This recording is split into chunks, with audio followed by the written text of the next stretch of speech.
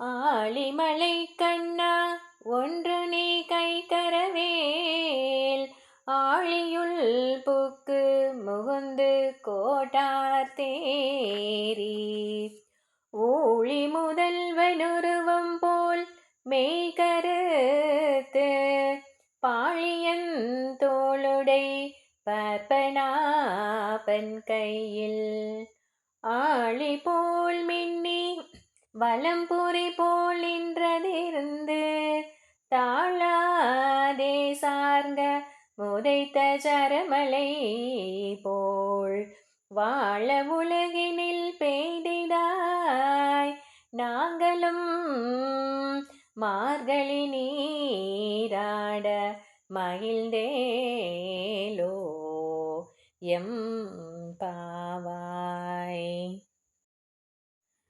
ஆண்டாள் மேகங்களிடம் சொல்கிறார். ஆழிமலை கண்ணா ஒன்று நீ கைகரவேல் ஆழியுள் புக்கு முகுர்ந்து கோடார் தேரி.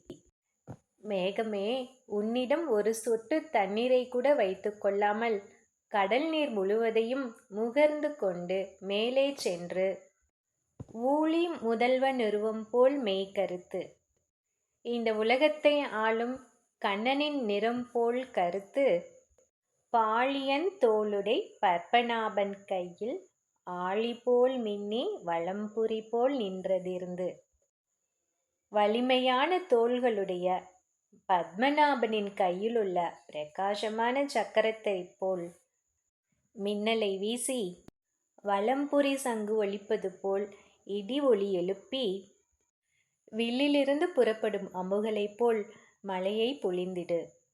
வாழ உலகினில் பெய்திடாய் நாங்களும் மார்கழி நீராட மகிழ்ந்தேலோர் எம்பாவாய். இவ்வாறு நீ பொழியும் மழையால் நாங்கள் இவ்வுலகில் மகிழ்வுடன் வாழ்வோம். மார்கழி நீராட மகிழ்ந்தேலோர் எம்பாவாய். மார்கழி மாத நீராடுவதற்கான எல்லா நீர்நிலைகளையும் நிரப்பி எங்களை மகிழ்ச்சியடைய செய்வாயாக.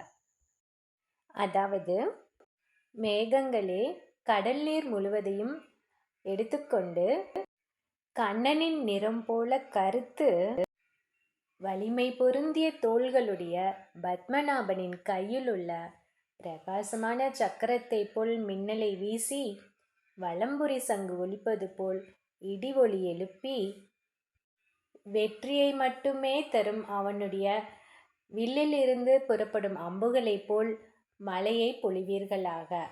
உங்களிடம் ஒரு சொட்டு தண்ணீர் கூட வைத்து கொள்ளாமல் இவ்வாறு மழை பொழிவதால் நாங்கள் இவ்வுலகில் மகிழ்வுடன் வாழ்வோம்.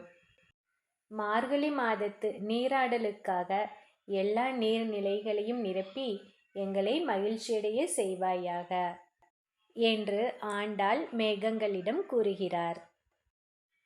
ஆழிமலை கண்ணா ஒன்று நீ கைகரவேல் ஆழியுள் புக்கு முகுந்து கோடார் தேரி ஊழி முதல்வனுருவம் போல் மெய்கருத்து பாழியன் தோளுடைய பற்பனாபன் கையில் ஆழி போல் மின்னி வலம்புரி போல் நின்றதேர்ந்து தாழாதே சார்க முதைத்த சரமலை போல் வாழ உலகினில் பெய்திடாய் நாங்களும் மார்கழி நீராட மகிழ்ந்தேலோ எம் பாவாய்.